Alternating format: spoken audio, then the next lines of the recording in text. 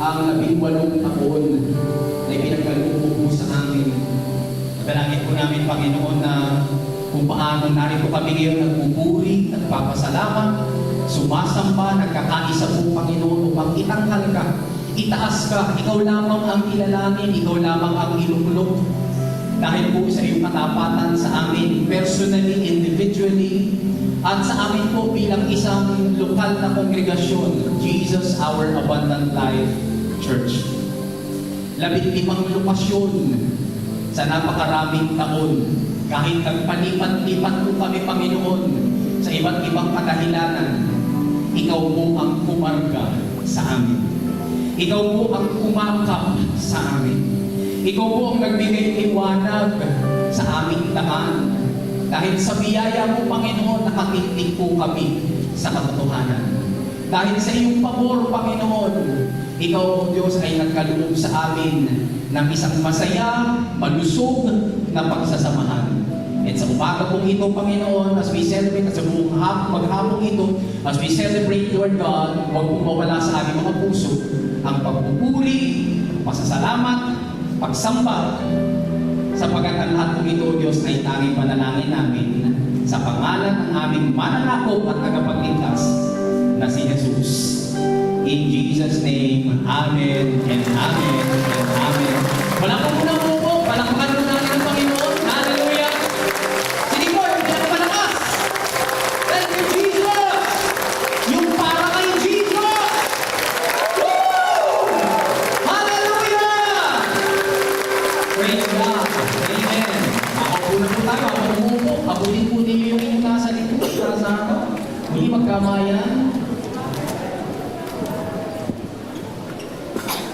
Thank you, Jesus. Praise God. Hanap po kayo ng upan. Meron pa po rito. Binati na po ba natin yung ating mga katabi? Mga kapatid, happy anniversary. Happy anniversary. Happy anniversary. Praise God. Isang biniyayaan, ika-18 anibersaryo po sa ating lahat. Muli, sa Diyos ang papuri, debu daw. Ano mo? Debu, kaya pala may lechon dyan sa likod. No? Sa Diyos po ang papuri, ang pasasalamat, at ang pagsamba. Welcome po sa ating pamilya. Sabi po nga sa katabi po, welcome sa ating pamilya. Jesus, Our Abundant Life Church, kung saan ang ipinapangaralaman po natin, muli, ay ang Ebanghelyo ni Cristo. Ito po yung mabuting balita na pinapos na gawa ni Cristo doon sa krus at muling pagkabuhay. Kung ikaw ay hindi paligtas, maliligtas ka. Kung ikaw naman ay ligtas na, lalakas ka, tatatag ka sa pananampalataya. Now, para po sa mga makakapanood ng upload, wala po kasi tayong live broadcast ngayon, para sa makakapanood po ng upload ng video message na ito, nakikiisa po ako, paki-like, paki-share, pakalat, para mas marami po makinabang, mapagpalatingin sa lahat, maligtas. Sabihin nga natin, we are family. Malakas-lakas po, para pag naniniwala ka na talagang we are family. 1, 2, 3, go! We are family! Yan po yung ating title. Pamagat ng ating mensahe sa anibersaryo nito. Kasi yan naman po ang totoo. Ang maging bahagi po ng katawan ni Kristo ay manimit, may pakiramdam po na para pagang tayo ay bahagi ng isang pamilya. Gumagamit po kasi ang Biblia ng mga salitang pampamilya kapag pinag-usapan po ang kapwa mananampalataya. Madalas na gumagamit si Apostle Paul ng family terms whenever he wrote to the churches and individuals about being the family of God. Sabi po ng Ephesians chapter 2 verse 19, babasahin ko po mula po sa magandang balita, Biblia Tagalog. Sa mga tuwid, hindi na kayo ang dayuhan, hindi na kayo mga dayuhan o mga taga-ibang bansa, kundi mga kababayan na ng mga hiniran ng Diyos. At pansinin po natin ito, kabilang sa kanyang sambahayan. May sambahayan ba si God? Therefore, kung ikaw, sabi ng Biblia, ay kabilang sa kanyang sambahayan, kapamilya ka ng Diyos? Amen. At dahil kabilang din ako sa kanyang sambahayan, kapamilya ba kita? Amen. Praise God. Ang maganda noon, hindi lang tayo magkapamilya, magkapuso rin. Bakit? Sapagkat tayo po ay may mga bago ng puso kaloob ng Diyos. Bagong pusong banal, matuwid, kaya tayo po ay magkakapamilya, magkakapuso. Therefore, ang mga mananampalataya po, ang mga born again, ang mga anak ng Diyos, ay members of God's household or God's family. Huli-huli po ng phrase na church family, ang lalim na pinagkakaisahan ng mga tao kapag dumadalo po sila sa iisang lokal na kongregasyon. Kagaya po nun sa atin, tayong mga mananampalataya dito sa Jesus Our Abundant Life Church ay hindi lang po umuupo sa iisang gusali ting araw ng linggo. O kaya tuwing mayroon pong pananambahan. Tayo pong lahat go through life together. Gaya po ng isang pamilya.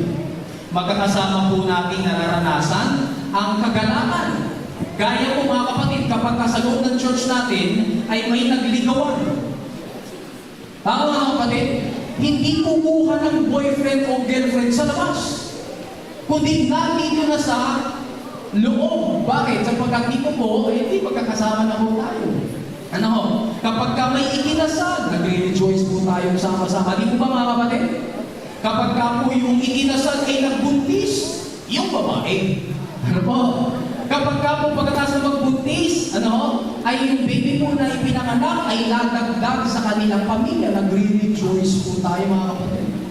Tapos, isa pang dahilan lang, pag nag-rejoice tayo kapag ka sinabing i-dedicate na po yung bata. Ano po? Tapos, pagdating ng 18 years old, yung batang dinedicate 18 years old ago, ay ano? Magdidipot naman. Magdidipot naman po yung bata. Ano po? Kasi kakasal na naman. Ano po? Nag-rejoice po tayo mga kapatid. Kapag may mga anak po tayo na honor, ano po, sa klase. Kapag ka po may mga anak po tayo na nakagraduate o pumasa kaya sa board. Ano po? O kaya nagkatrabaho, nagre-rejoice po tayo. O kaya kapag yung sa trabaho niya, napromote po siya. At hindi lang yung mga anak, kundi yung mga tatay na promote. Yung mga tatay na dating tambay, nagtatrabaho pa. Yung mga nanay, ano po, may trabaho, may pinagkakakitan, nagre-rejoice po tayo mga kapatid. Nagre-rejoice po tayo pagka naka-acquire po tayo ng ari-arian. Yan man po ay sasakyan, yan man po ay bahay, yan man po ay lupa, o kaya napamanahan. Ito po, ba't kayo mga napapamanahan tahimik lang? Napamanahan ng kung ano pa man mga kapatid. Nagre-rejoice po tayo at sinasabi natin, we are family. Sabihin mo natin, we are family. Amen. Praise God. Of course, nararanasan din po natin ang sama-sama ang kalungkutan. Amen? Gaya po, mga kapatid, na kapag mayroon pong namatay. Gaya po na pag may nagkasakit o may mga pinagdadaan ng krisis sa pamilya o buhay, may asawa, nakikiiyak po tayo. O, kapag mayroon po tayo mga pinagdadaanan sa atin kung hindi pinagkakaintindihan sa ating mga pamilya, sa ating church, no, nagkakaroon ng iskisan, kasi kanya-kanya po tayo ng paano tayo pinalaki, kanya-kanya po tayo ng breeding, kanya-kanya po tayo ng ugali, diba? May nagwawali sa umaga, may nagwawala sa gabi, may nagpipisil ng toothpaste sa puwet, may nagpipisil ng toothpaste sa gitna, meron din sa ulo na. Diba? So, iba-iba po tayo, kaya meron pong hindi pagkakaintindihan. So, pag nangyari po yun inside the church, ikinanulungkot din po natin. We cry together and pray bilang isang church family to overcome by the grace of God. At kasama po ang mabuti natin Diyos Ama sa lahat ng mga ito, we go through the ups and the downs of it all, lalong lumalalim yung ating pagiging pamilya. Again, sabihin mo nga sa kapatid mo, we are family. Amen. We say we are family because it conveys how important our relationships are with other believers. At ang isa pong kongregasyon is supposed to provide support, supposed to provide connection, supposed to provide love na katulad po nangyayari sa isang pamilya. In fact, tumatawid na po yung tawagan natin sa ating physical na family, tumatawid sa loob ng church. Tama mga kapatid? Kung sa pamilya nyo, ang tawag mo sa tatay mo, sa ama mo ay papa, pagdating sa church, may papa ka rin iba. Ano po? Hindi kinakailangan dumalo sa ating si Piolo para may tawagin kang papa. Tapos tumatawid din yung mga tawag na mama, inay, itay, tito, tita, ate, kuya. Kaya pag sa loob ng church, nagkatawagan po ng gano'n, pruweba po yun mga kapatid, that even the language na ginagamit po natin sa ating pamilya, nakapasok na po sa church. Bakit? Dahil ang pagtitinginan po natin ay bilang isang pamilya. Amen mga kapatid, panahon natin natin si Lord. We are family. Hallelujah. Kapag sinabi po natin sa Jesus Our Abundant Life Church, we are family, dinideklara po natin, we are a community of people na sama-sama pong dumadalo ng pananampahan at paglilingkod. More than that, no, isa po tayong pamilya na magkakaisang nakikibahagi sa fullness of life in Christ Jesus. Nakikibahagi po tayo mga kapatid sa iisang pananampalataya. Yung life natin na nasa Kristo at yung life ni Kristo na nasa atin. Sabi ng Hebrews chapter 10 verse 24, at sikapin nating mahikayat ang isa't isa sa pagmamahalan at sa paggawa ng kabutihan. Sabi mo nga sa katabi mo, alam mo, gusto kitang gawa ng kabutihan. Amen mga kapatid? Balik na rin naman natin. Pagsabihan po tayo, alam mo, gusto ko pag ginagawan mo ng kabutihan. Amen mga kapatid? Because that is family. Kapag sinabi po natin sa Jesus Our Abundant Life Church, we are family, nakakahulog natin kung binibisikulo natin o iniingatan mabuti ang isa't isa para lumago po sila sa pananampalataya, lumalim po sa pagtitiwala nila kay Kristo. Sabi ng 2 Peter chapter 3 verse 18, we are to grow in the grace and in the knowledge of our Lord and Savior, Jesus Christ. Sa hindi po pangkaraniwang pagsasama-sama natin, hinihikayat ang bawat isa tungo sa pagsasabamuhay ng pag-ibig ni Kristo. At sa mabubuting gawa na bunga ng pagkilos ng banal na spirito. Kasama po rito ang pagpapakita natin sa isa't isa ng compassion o habag, awa, kindness, patience, understanding, forgiveness, and love, na siya namang pagkatawag sa atin bilang mga biniyaya at tagasunod ni Kristo. Lagyan po natin ng talata yung ating pinag-uusapan. Narito po ang ilang talata kung saan inilalarawan ng Bible na pamilya ang church. Romans chapter 12 verse 10, wala po sa Filipino Standard Version. Sabi po doon, maging mapagmahal sa isa't isa bilang tunay na mga kapatid. Sabi naman natin tunay. Yung palang tunay na mga kapatid, hindi lang po sa dugo. Ang sabi po ng Biblia, ang tunay na mga kapatid ay dahil sa Espiritu ng Diyos. Dahil meron po tayong relationship kay God. Sabi doon, bilang tunay na mga kapatid at pahalagahan ninyo ang inyong kapwa ng higit sa pagpapahalaga nila sa inyong sarili. Galatians chapter 6 verse 10, mula po sa salita ng Diyos, sabi doon, kaya nga, habang tayo ay may pagkakataon pa, gumawa tayo ng mabuti sa ilang tao? Sa ilan po mga kapatid? Sa lahat ng tao, lalo na, sabi doon, sa mga kasambahay sa pananampalataya. Amen. Pag sinabi natin kasambahay, hindi po yun yung nanay. Kasi minsan yung nanay, tingin niya sarili niya, siya katulong ng bahay. Siya po ang kasambahay. Kaya sabihin natin, in application, gawa natin ang kabutihan si nanay kasi siya ang kasambahay ng bahay. Hindi yung mga kapatid, ikaw ay kasambahay ng Panginoon. Kasambahay ng mga kapatid sa pananampalataya. 1 Timothy chapter 5 verses 1 and 2. Tingnan niyo po ito. Huwag mong pagsasalitaan ng mga spam ang nakatatandang lalaki. Kaya po, ano po mga kabataan, pagkausap po ninyo kami ni na Pastor James, mga nakatatanda. Sa halip, pakiusapan mo siya ng parang sarili mo ama. See? So nagbubuhay yung pagtingin sa mga nakatatandang lalaki na parang ama. Ituring mo naman parang kapatid ang mga nakakabatang lalaki. Huwag mong babatukan. Turing mong nakababatang kapatid, sabi doon. Ano pa?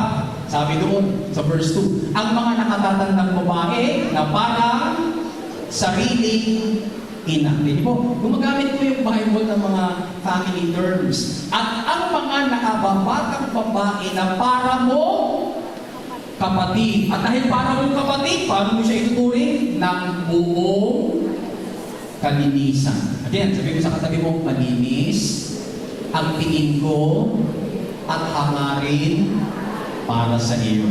Palapag naman natin si Jesus. Ito po sa amin, ano po? Nagbibigay po ng gabay ang mga talata ng Biblia tungkol sa kung paano po natin dapat itrato ang ibang mananampalataya. We should treat them like our family, showing love and honor, doing good toward one another and inspiring each other in faith. Ipinapakita po ng verses na ito na hindi lang po tayo magkakilala, na hindi lamang po tayo magkakaibigan o mga taong nagkataon na pumupunta sa iisang gusali sa kanto church. Ay po, sa Jesus Arwan Life Church. At hindi na po So parang doon lang kayo nagkakita, doon lang kayo nagkakilala. Ano po? Hindi po mga kapatid, tayo po ay, kung sabi natin, sa Jesus Arwan Life Church, we are a family. Ibig sabihin, there is a deep bond and connection between us. Bakit? Sapagkat tayo po, bawat isa po sa atin, konektado na tayo sa Ama natin sa langit. Amen, mga kapatid? Therefore, magtatuhan po tayo parang pamilya. Tatay, nanay, ate, kuya. Tapos pag-crush mo, ligawan mo. Ganun pala, spiritually. Okay. Kung ganun, ano ang dapat gawin kapag ang isang church ay parang dysfunctional family?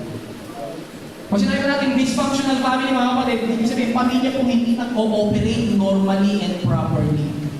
At one point po kasi or another, mga kapatid, minsan, may mga Kristyano pong pinanghihinaan dahil sa mga nangyayari sa kanilang lokal na iglesia, sa kanilang lokal na kongregasyon, sa kanilang local churches. Ano po? Kasi parang hindi po ito kumikilos na parang pamilya. Posibleng nasasaktan po sila, nadi-disappoint, no? Posible po mga kapatid na nalilito po sila sa mga nakikita nila. Again, pagdating sa ganung issue, kapag ang isang church po ay naging dysfunctional family, balik ulit tayo sa salita ng Diyos. Kaya lang naman po kasi kumakaharap sa mga ganitong issues sa loob ng isang kongregasyon ay dahil bagamat perfecto na po tayo sa ating born again spirit, hindi pa po tayo perfecto sa ating isip. Binabago pa rin po tayo sa ating emosyon, sa ating asal, kilos, gawa, gawin, at ugali. Kaya kahit napapalangit ka na, okay ka na, ligtas ka na, bahagi ka na ng pamilya ng Diyos, pero may inaayos pa si Lord sa iyo. Sino magtataas ng kamay sabihin niya, ako, may inaayos pa si Lord sa akin. Praise God. Ano po? Inatagalan ko po para bigyan mo ng pagkakataon. Kasi para tingnan ko kung sino yung perfect. Kasi yung perfect na yan, pwede nang umuwi. Wala po Kaya po, nagkakaroon ng issues inside the church. Kahit ligtas na kung tayo, meron tayo na hindi pinagkakaintindihan. Ano ang dapat natin gawin? Para mapanumbalik po tayo, reset. Para mapanumbalik po tayo, mga kapatid. Kasi nga, pinalalagot, inaayos pa tayo ng Panginoon. Narito ang ilang talata. Then, magtatapos na po ako. Colossians chapter 3, verse 13, wala po sa Filipino Standard Version. Magparaya kayo sa isa't isa. Sabi sa ibang translations, magtiisan kayo sa isa't isa. Sabi sa ibang translations, magpasensyahan kayo sa isa't isa. At kung ang sino man ay may sama ng loob sa kanino man, meron mo ba? Ano gagawin? Magpatawad kayo sa isa't isa. Magpatawad kayo kung paano pinatawad kayo ng Panginoon. Amen, mga kapatid? Sa lumang kasunduan, para mapatawad ka ng Panginoon, kailangan magpatawad ka muna sa kapwa mo. Kaya nga yung panalangin natin, patawarin niyo kami gaya ng pagpapatawad namin sa iba. Ibig sabihin, yung kapatawaran ng Diyos sa atin, nakabatay sa pagpapatawad natin sa ating kapwa. Pero dito po sa eternal at mas mabuting bagong tipan ng biyaya, ang Diyos po muna ang unang nagpatawad. At dahil siya muna nagpatawad, wala ka ng dahilan para hindi magpatawad. Sabi mo nga sa tabi mo, pinapatawad namin. Amen, mga kapatid. Nakasabihin ko ulit sa katabi mo, tinatanggap ko ang iyong kapatawaran. Amen. Ano po? Sabi naman doon sa Ephesians 4:15, okay? That we are to speak the truth in love. Kapag meron po mga issue na ganito. Lagi kasi sinusubukan ni Satanas na mapaghiwalayin tayo. Kaya nakakalungkot kapag may mapabalitaan po tayo, local church na nawasak. Nag-away dahil sa kulay ng kurtina. Kulay ng t-shirt. Nag-away dahil hindi nakasentro. Sentro mo ba yun sa inyo? Yeah, pangit. Sa akin ang pinakamaganda, hindi nakasentro. Nag-away dahil po sa kung ano-anong trivial things. Ano ba mga kapatid? Bakit? Sino may gawa nun? Si Satanas. Sapagkat pinapaghiwalay niya tayo, sinisira niya yung ating relationship. Ngunit mas makapangyarihan po ang Diyos ng biyaya. Amen mga kapatid? Hallelujah! Bakit? Because with forgiveness and love, Christians can begin to feel like a family and be rid of any dysfunction sa loob po ng pagsasamahan. Isa pa ho, 1 Thessalonians 5:11. Dahil dito, patuloy ninyong pasiglahin at patatagin ang isa't isa. Ibig sabihin mga kapatid, ginagawa na natin to. Ibig sabihin, pinapatatag na natin ang isa't isa. At sinasabi na lang sa atin ng Biblia, ituloy nyo yan. Ibig sabihin, pinapasigla natin ang isa't isa, kaya sinasabi na lang ng Biblia, ituloy nyo. Kaya mamaya mga kapatid, kapag ka ano lang po tayo, naglalaro, okay, iba naman hindi naglalaro, makipagkwentuhan po kayo. Amen mga kapatid? May tanong po ako sa inyo, kasi ito po family day, patikin lang po ito. Patikin lang po ito ng family camp. Ano? Kasi ito, parang na-stress lang tayo. Ano po? Paano ba pag hindi naka-score sa basketball? Yung pa basketball, running time? Running time. Okay. Ano po? So, paano po yun mga kapatid? Paano pa yung patikin lamang? Kasi nga, bigyan natin ng pagkakataon na magsama-sama. Kasi pag nasa church po tayo, pag nag-closing prayer na, no? Minsan nga po, hindi na nga ako namin nakakamayan kasi nga ang bibilis. Alam niyo po, may pigil minsan sa church natin para talaga mag-alisan. Yung pusuman sa gilid. Pag inilabas po minsan yung suman sa gilid, nagkakaroon ng tambayan doon. Diba? Pero, bitin. Kaya po ito, mamaya makipagkwentuhan po tayo. Tapos, pagdating sa family camp, 3 araw yun. Ano po? 3 araw. O 3 days, 2 nights. Ano po? Sa Ugbo. Sa kung saan man na dalhin tayo ng Panginoon. So ito po mga kapatid, gamitin po natin pagkano para magkakilala po tayo. Kaya nga po, yung mga makakilala na, maganda maghiwa-hiwalay po tayo mamaya. Amen mga kapatid? Mamaya pagkakain na po tayo, bagaman meron naman po konti doon sa likod, pero ano po may bago naman kayo, umikot-ikot po kayo at makihingi po kayo ng amin pong ensalada ng talong. At saka ng mga okra salad. Tsaka ng mga labanos na kung ano-ano saan binapat. Sa dawni yata, sa medyas. No? Umikot-ikot ka para matikman mo ang lahat, tapos magkakwentuhan. Magsisimula sa ano ba niluto yan? Ba't nagkaganyan yan? Bakit ka? Kasi nga, pamilya po tayo. Magpatuloy po tayo sa pagpapasigla at pagpapatatag sa isa't isa.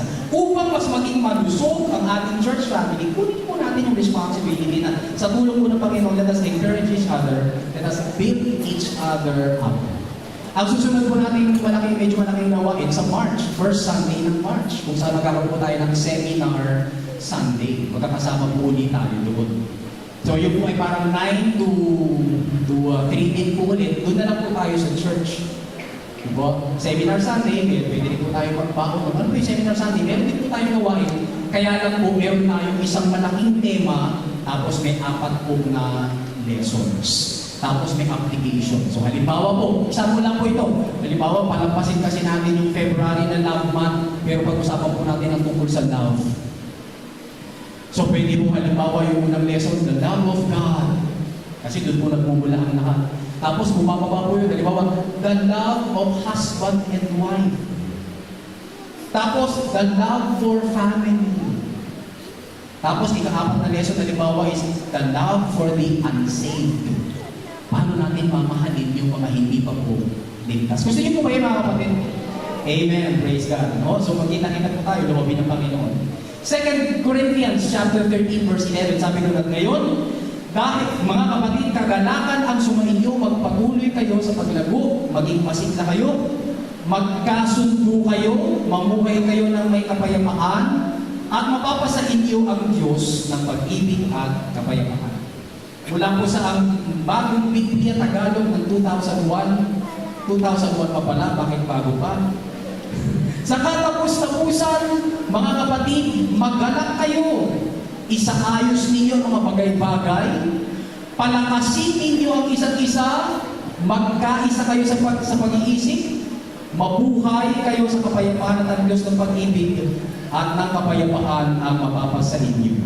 Ultimately, mga kapatid, kapag parang hindi pamilya ang isang church, o kaya ay may mga struggles, dahil dumadaan po sa difficult circumstances, o dumadaan po sa seasons of life, tayo pong mga Kristiyano, sabihin natin tayo mga Kristiyano. Tayo mga Kristiyano na pinananahanan na po ng Diyos ang pag-restore sa atin pong mga sarili-sarili. Tutulungan tayo ng Diyos, ano po, hindi niya tayo pababayaan. Kaya nga po, again, let us enjoy each other today at our 18th anniversary. Makipagkwentuhan po tayo. Kilalanin mo ng yung mas maraming tao, yung mga hindi mo pa kilala. Kasi pag nasa church, kilala mo lang siya na nakaupo sa row 4, seat number 6. Kasi matagal na po siyang nakaupo dyan, 7 years na. So kilalanin mo natin, sino yung nakaupo doon? Sino yung nakaupo? Sino yung cute na yun? No? Alam niyo po ba kami po ni Sister Yang ay nagkakilala po sa loob lang ng isang church?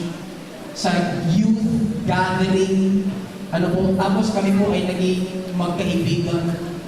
At nung kami po ay magkaibigan, hindi pa naman po usong cellphone. Kami po ay nagpapalitan lamang po ng notes and sulat. At yun nga po, pumasok yung kwento ko na isa sa mga sulat ko ay naglagay pa ako ng lipstick at hinalikan ko yung lipstick. Kasi wala pa akong cellphone nun eh. Diba? Pero, nangyari. Kaya magkaibigan, nagkaibigan, no?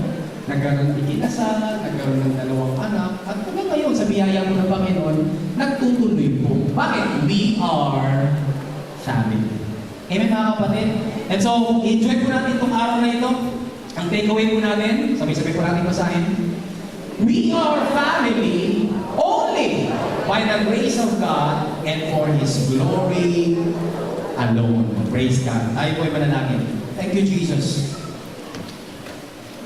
Panginoon, maraming salamat po. Ikaw ang nagkaloob ng unang pamilya doon sa hardin ng Eden. Si Adan at si Eva hanggang sa dumami po ang tao. Kaya lang nagkasala po ang tao at bumagsak sila sa kanilang kalagayang espiritual. At dahil po doon, lahat po ng taong papasok sa mundong ito ay makasalanan ayon sa Romans chapter 5, verse 12. Kasama po kami roon. Ngunit dahil po kayo ang Diyos ng kahabagan, meron po kayong isinunod na plano. Ito ay ang pagpapadala ng inyong bugtong na anak na si Jesus. Upang mag-alay ng kanyang buhay doon sa krus ng Kalbaryo, upang kung sino man ang sasampalataya ay hindi mapapahamak, hindi magkakaroon ng buhay na walang hanggan. Maraming salamat po, Panginoon, narinig po namin ang mabuting balita. At sa umagang ito, binubuksan po, O Diyos, ang dulang, ang mahabang-mahabang dulang ng iyong pabor, biyaya at mga pagpapala. At ginagawa mo ng available, O Diyos, sa kaligtasan, kahit doon pa man mag-alay si Kristo sa krus ng Kalbaryo. Kaya kapatid ko, narito ka ngayon. Alam mo, sa kaibuturan ng puso mo, hindi ka pa sumasampalataya kay Kristo. At hindi ka paligtas. kilalanin mo siya ngayon. Sampalatayanan mo si Kristo, John 3:16, hindi ka mapapahamak, magkakaroon ka ng buhay na walang hanggan. Pagtiwalaan mo ang tinapos niyang gawa doon sa krus at muling pagkabuhay. 1 Corinthians chapter 15 verses 1 to 4. At ikaw ay tatawag sa Panginoon upang maligtas. Nais kitang samahan sa isang maikling panalangin ng pagkilala sa Panginoon. Sabihin mo, Panginoong Jesus, ako po'y ipinanganak na makasalanan. Hindi ko po kayang iligtas ang aking sarili. Salamat po. Doon sa krus, pinatawad mo ang lahat kong kasalanan. Kinikilala ko po ito ngayon. Sumasampalataya ako sa iyo. Nagtitiwala sa tinapos mong gawa sa krus at muling pagkabuhay. Ako ngayon ay iyong pinatawad. Iniligtas. Isinusulat ang aking pangalan sa aklat ng buhay. At kailanman ay hindi mo papawiin. Salamat po sa kaligtasan ito. Aking ipinagsisigawan. Ako ngayon ay ligtas. Hindi dahil sa aking kabutihan, kundi dahil sa iyong mayamang biyaya. Salamat po sa pangalan mo, Jesus. Amen. Amen. Ako na lang mananalangin. Panginoon, maraming salamat po.